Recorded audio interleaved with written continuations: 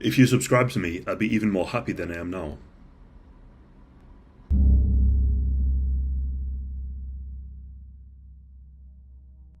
This case takes place in the USA in 2017. A brutal attack on a train shocked a community and reverberated across the nation. The incident involved a man whose views and violent history culminated in a deadly confrontation. Meet Jeremy Joseph Christian. Jeremy was born on the 5th of January 1982. His upbringing was somewhat regular. He obtained a high school diploma and attended a community college for a year, and worked at a pizza restaurant to get by. However, from his high school days, things deteriorated for Jeremy as he fell into criminality. In May of 2002, at the age of 20, Jeremy was convicted of kidnapping and robbing a convenience store. During this incident, he wore a ski mask and brandished a revolver. After robbing the shop at gunpoint, he handcuffed the store owner to a pole before fleeing the scene. But he didn't get very far. The police caught up to him just a few blocks away. Jeremy pulled out his gun. As a result, a police officer thought that he was a deadly threat and shot at him 3 times. All but one bullet missed. The bullet that hit him grazed his right cheek, leaving to a lifelong scar. Jeremy was sentenced to 90 months in the Oregon Department of Corrections for the crime. During his incarceration, he was described as violent and a risk to himself. Therefore, he spent most of his time in solitary confinement. Following his release in 2012, Jeremy returned to jail for 6 months on a weapons charge, and then was arrested again the following year in 2013. When he was released again, he had no fixed address and just sofa surfed amongst his friends and family. Jeremy never married or had any serious relationships. He would later say that he felt marginalized by society due to being an ex-con. As a result, this led him down a path of extreme ideologies. In April of 2017, Jeremy's extremist views became ever more apparent. On the anniversary of the Oklahoma City bombing, he praised the murderous Timothy McVeigh. His social media was littered with neo-Nazi, anti-Semitic and far-right material. He identified as a white nationalist, but his ideological stance was complex and often contradictory. He expressed a bizarre mix of views, including a desire to live amongst Brazil's indigenous people, and altered between supporting Bernie Sanders and Donald Trump. His increasingly erratic behavior worried his few friends, who believed that he needed mental help, although no formal diagnosis was ever made. In April of 2017, he attended the alleged right-wing March for Free Speech, organized by Patriot Prayer. He was draped in a Revolutionary War-era flag and armed with a baseball bat. He drew widespread attention by performing Nazi salutes and spewing racial slurs at the crowd, his presence radiating hostility and aggression. He was even caught on video shouting, "Die Muslims," a chilling preview of the violent hatred to come. Jeremy's life was now marked by instability and alienation.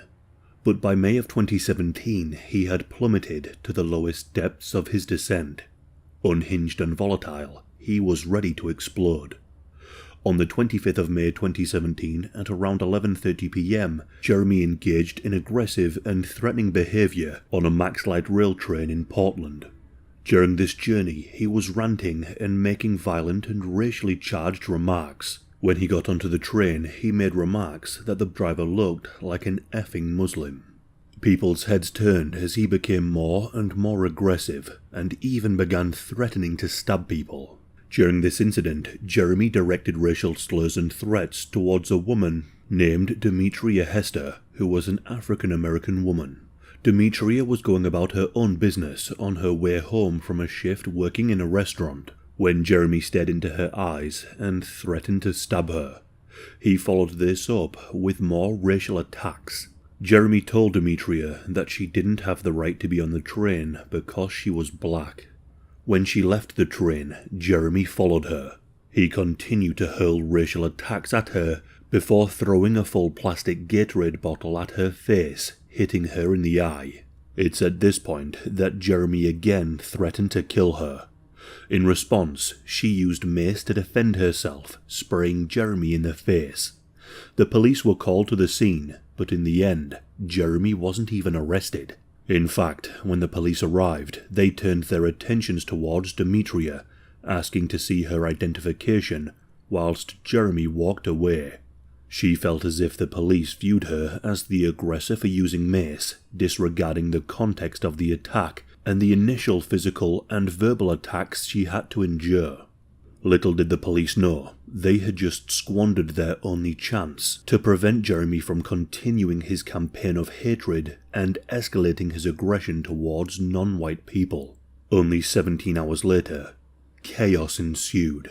Walio Mohammed was a 17-year-old born in Somalia and had come to the US in December of 2005 at the age of 5. She had attended several schools and integrated with American culture well, but had always maintained her traditions and religion. She was a devout Muslim.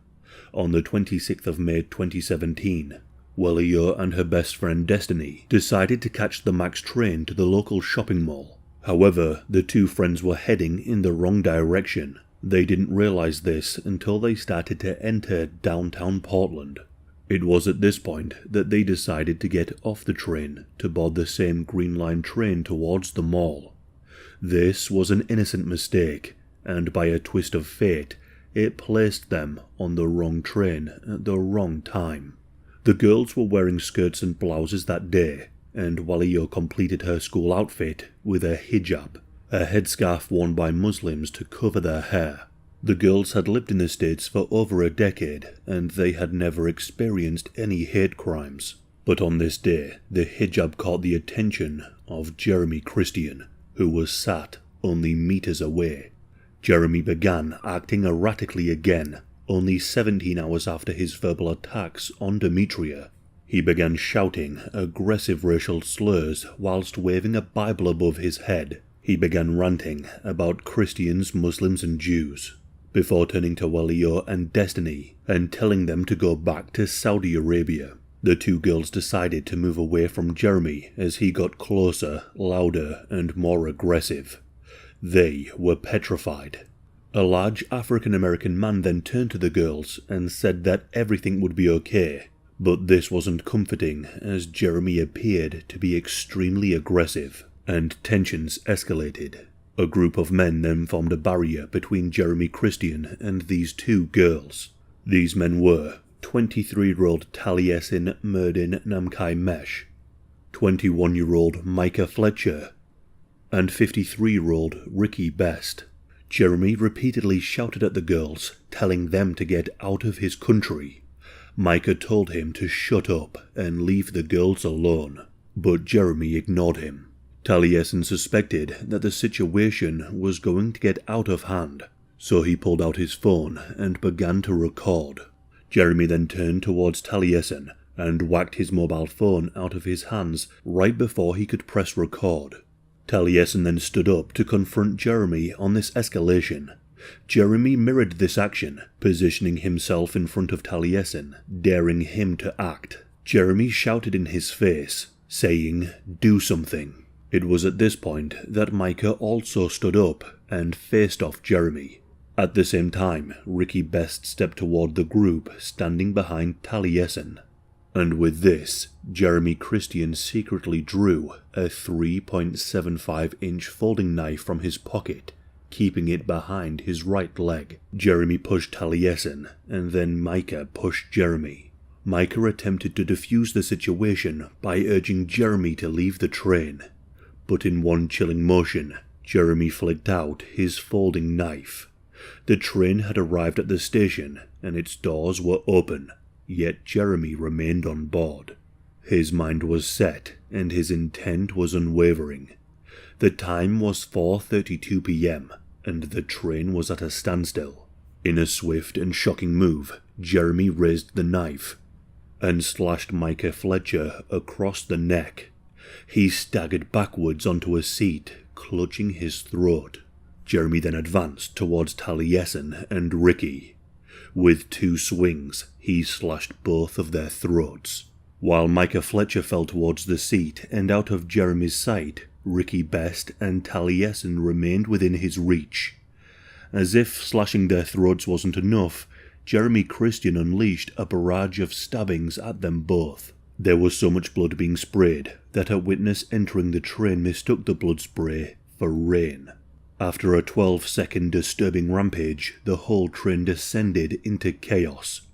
Passengers on the train witnessed a brutal attack, which rendered Taliesin and Ricky unconscious on the floor, bleeding out.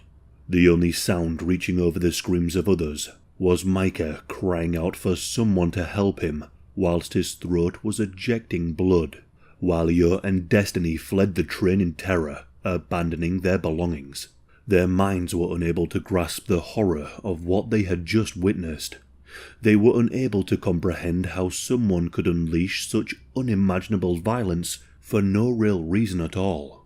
Following the violence, Jeremy took his bag and Walio's bag and casually walked off the train. As he stepped foot outside of the train, he held up his blade pointing towards bystanders on the platform, shouting, "Does anyone else want some?" Some passengers began chasing him over the overpass and into a neighbourhood, calling 911 and requesting the police.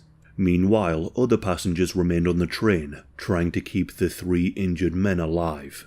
Several bystanders performed CPR on Taliesin and Ricky, and first aid on Micah until the emergency medical services arrived. The medics did everything they could, but they were unable to revive Ricky Best, and he was declared dead at the scene. Taliesin was rushed to the hospital, but tragically his injuries were too great, and he died later at a local hospital. Micah, however, was taken to hospital, and he was able to be treated for his wounds. The injury across his neck was just millimeters away from his arteries. Thankfully, he was able to survive with a prominent scar running from below his ear to his collarbone. After the attack, the station and Max Light Rail trains were shut down in both directions for several hours. During his escape, Jeremy ran towards the Providence Medical Center. By 4:50 p.m., the police had him cordoned off. Jeremy resisted arrest, refusing to drop his weapon in a tense standoff with police. Jeremy continued to raise his hands in the air and walk back and forth with his knife, screaming more deranged nonsense. Finally, he threw his knife at a police vehicle, allowing the police services to advance and overpower him. As officers restrained him, Jeremy continued spewing incoherent threats, voicing his hopes that the men he stabbed would die. He then ranted about being a patriot of Vinland, the ancient Viking settlement in North America. He was totally lost in his own delusions, even as he was being dragged away into custody. He was charged with 2 counts of aggravated murder and 1 count of attempted murder. He also faced 3 misdemeanor charges, including 2 counts of second-degree intimidation and 1 count of being a felon in possession of a restricted weapon. On the 30th of May 2017, Jeremy was brought before the court and had to make his plea. He pleaded not guilty to all of these charges. But that wasn't all. Yes, Judge, my name is Greg Scholl, 95439 from the Metropolitan... Free speech or die, Portland. You got no safe place. This is America. Get out if you don't like free speech. 95439 from the Metropolitan Public Defender. With me is Dean Smith, 92464. Death to the enemies of America. Leave this country if you hate our freedom. Death to Antipas. No, that's fine. You can just give me the... You call it terrorism, I call it patriotism. You hear me? Die.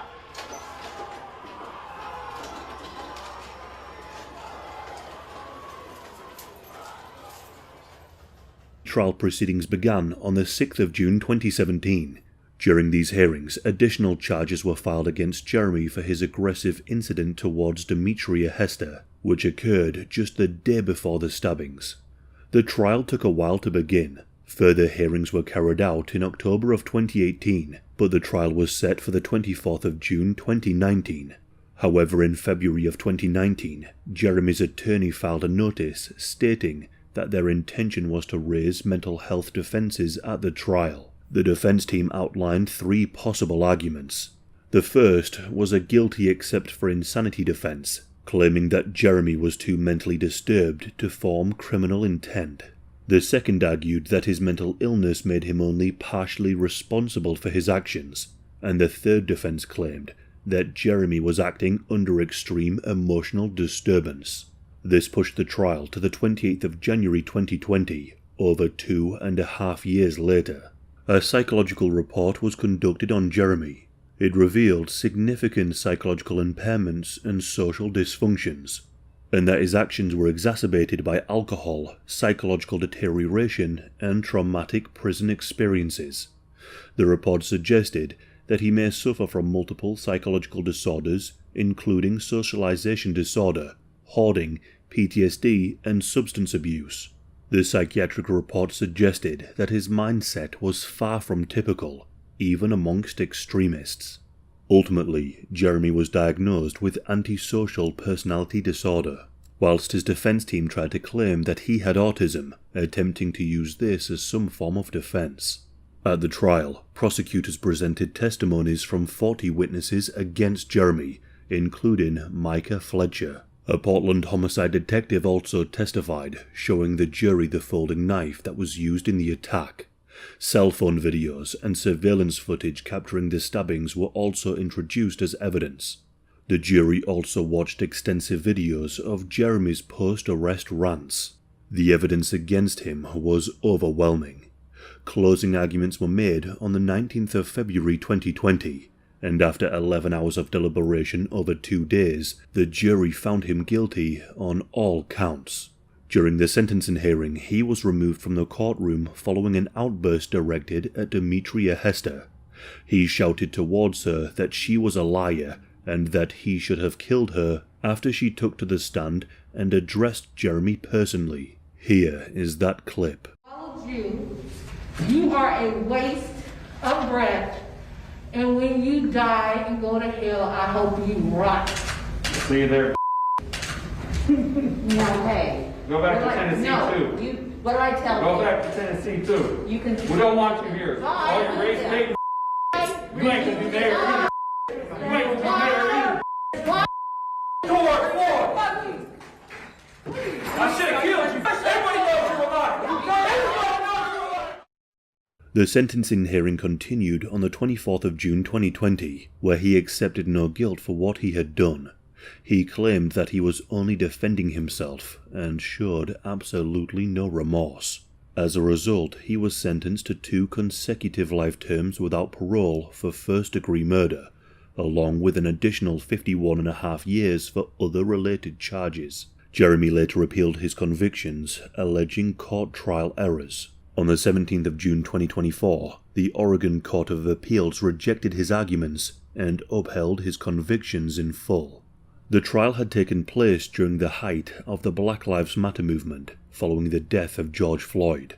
Amid this charged atmosphere, Demetria Hester took to the stand and accused the police of failing to act that day before the Portland train murders. She testified that the officers didn't believe her when she reported Jeremy's threats against her life. She argued that this inaction allowed him to kill 2 innocent men the very next day. She also accused the judge of failing to discipline Jeremy when he acted out in the courtroom or inappropriately addressed witnesses. As on one occasion, the judge who oversaw the case dismissed concerns from witnesses who claimed that Jeremy was winking at them during the trial. The judge had accepted Jeremy's explanation that he had merely been winking at his mother, brushing aside the discomfort and unease his actions had caused in the courtroom. Victim impact statements were also read out. Destiny expressed her gratitude to the 3 men who stepped in to help her. She said that without their heroism, the girls may have fallen victim to Jeremy's horrific and murderous rampage.